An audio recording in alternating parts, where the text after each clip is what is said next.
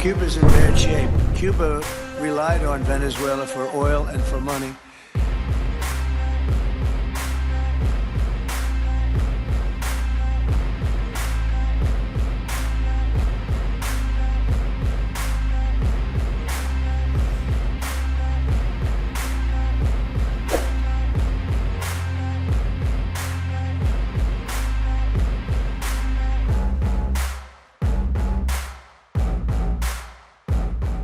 도널드 트럼프 미국 대통령이 쿠바로 가는 베네수엘라 석유와 자금을 전면 차단하겠다고 경고하며 너무 늦기 전에 협상을 하라고 했습니다.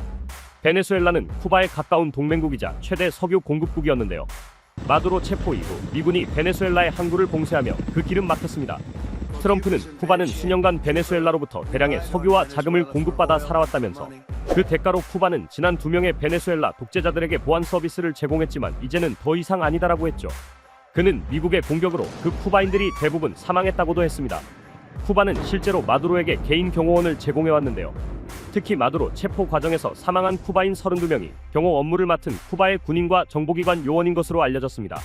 또한 트럼프는 쿠바 이민자 가정 출신이자 미국 국무장관인 마르코 루비오가 쿠바의 새 대통령이 될 것이라는 X를 공유하며 좋은 생각이라고 언급했죠. 지난 3일 마두로를 축출한 트럼프는 다음 타깃으로 콜롬비아와 쿠바를 지목했습니다. 대놓고 적개심을 표출하던 콜롬비아는 우선 정상 간의 통화 이후 험악했던 분위기가 완화됐는데요. 트럼프는 페트로를 백악관에 초청해 정상회담을 열 것이라고도 했습니다.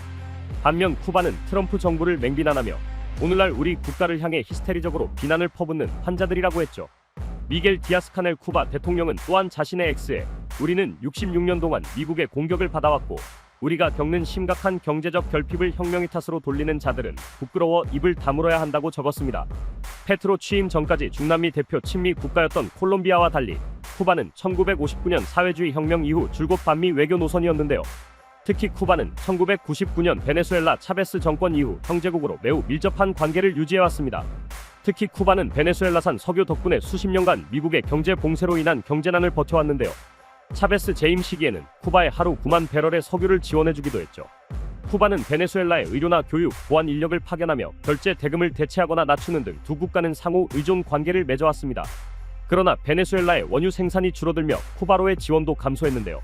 연료가 부족해 하루에 8시간씩 정전이 일어나기도 했습니다. 이 밖에도 관광산업이 위축되고 경제 시스템이 비효율적으로 굴러가며 쿠바는 경제적 어려움을 호소해왔습니다. 여기에 베네수엘라에서 쿠바로 가는 원유 수출길이 미국에 의해 완전히 막혀버린다면 상황은 더욱 악화될 수밖에 없는데요. 베네수엘라 국영석유회사 PDVSA에 따르면 지난해 1월에서 11월 베네수엘라는 쿠바로 하루 평균 27,000배럴의 석유를 보냈는데요. 이는 쿠바의 석유 부족분의 약 50%를 메우는 규모입니다. 쿠바는 코로나 이후 경제 위기로 인해 인구가 계속 감소해왔는데요. 그간 의존하던 베네수엘라의 석유 중단으로 사회적 불안이 더 심해지며 대규모 이주나 시위로 인한 정권 붕괴 가능성까지도 예측되는 상황입니다.